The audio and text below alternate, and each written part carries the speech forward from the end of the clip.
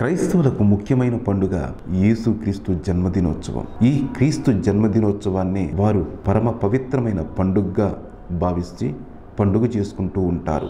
యేసు జన్మించి ఇప్పటికి 2000 సంవత్సరాలు దాటిపోయినా ఆయనను కరుణరసమూర్తిగా, దయామూర్తిగా భావించి నిత్యం ప్రార్థనలు చేస్తూ ఉంటారు భక్తజనులు. ఆ కాలంలో అంటే సుమారు 2000 సంవత్సరాల కిందట రోమా సామ్రాజ్యాన్ని అగస్టన్ సీజన్ అనే చక్రవర్తి పరిపాలిస్తూ ఉన్నాడు. ఆయన తన రాజ్యంలో ఎంతమంది ప్రజలు ఉన్నారో ఓ మారు లెక్క వేయాలనుకున్నాడు. అందుకు ప్రజలందరూ ఎవరి స్వగ్రామాలకు వాళ్ళు ఫలానా దినములలోపు వెళ్ళవలసిందిగా ఆజ్ఞాపించాడు. నజరేతు అనే పట్టణంలో మేరీ, జోసెఫ్ అనే వాళ్ళు నివసిస్తూ ఉన్నారు. మేరీకి జోసెఫ్తో పెళ్లి కుదిరింది. ఒక రోజున మేరీకి గాబ్రియేల్ అనే దేవదూత కనపడి, ఓ మేరీ, నీవు దేవుని వలన అనుగ్రహం పొందావు, నీవు కన్యగానే గర్భవతి అవుతావు, నీవు ఒక కుమారుని కంటావు, అతనికి యేసు అని పేరు పెట్టు, అతడు దేవుని కుమారుడు అని తెలియజేస్తారు. యేసు అంటే రక్షకుడని అర్థం. మేరీ గర్భవతి అయింది.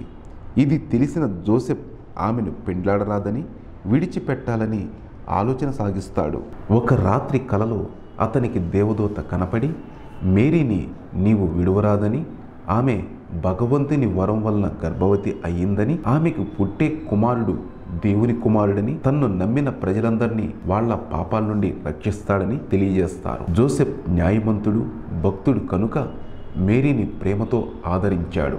జోసెఫ్ తన స్వగ్రామైన బెత్లెహేంకు బయలుదేరతాడు. తీరా వాళ్ల బెత్లెహేంకు చేరుకునేసరికి వాళ్లకు ఉండటానికి వసతి దొరకలేదు. చివరకు ఒక సత్రపు యజమాని తన పశువుల పాకలో ఉండనిచ్చాడు. అక్కడ మేరీ ఒక శిశువును ప్రసవించింది.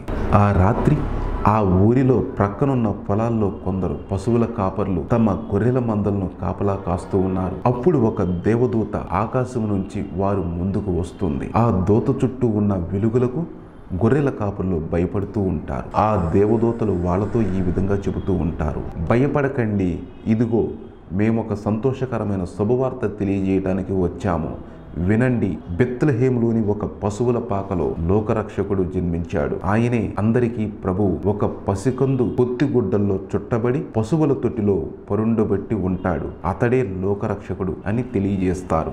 దేవదూత ఇలా చెబుతూ ఉండగా పొలమంతా ఒక్కసారిగా ఆకాశం నుండి దిగి వచ్చిన దేవదూతలతో నిండిపోతుంది. వాళ్ళంతా దేవునికి స్తుతి గీతాలు పాడి మాయమైపోయారు. గొర్రెల కాపర్లు హుటాహుటిన వెళ్లి దేవదూతలు చెప్పిన పశువుల పాకను చేరుకున్నారు. అక్కడ పశువుల తొట్టిలో పడుకుని ఉన్న శిశువును, జోసెఫ్లను చూశారు. వారు తాము చూసినది, దేవదూత తమకు చెప్పినది అందరికీ తెలియజేశారు. అలా 2000 సంవత్సరాల కిందట డిసెంబర్ 24వ తేదీ అర్ధరాత్రి యేసుక్రీస్తు జన్మిస్తారు. అందుచేత ఆ మరుసటి నాడు అంటే డిసెంబర్ 25వ తేదీన క్రిస్మస్ పండుగ అంటే యేసు జన్మదినోత్సవాన్ని కుటుంబ బంధుమిత్రులందరూ కూడా కలిసి ఆనందంగా వేడుకగా జరుపుకుంటారు. నిరంతర వార్తా స్రవంతి కోసం మా D1 న్యూస్ ఛానల్ని సబ్స్క్రైబ్ చేసుకోండి.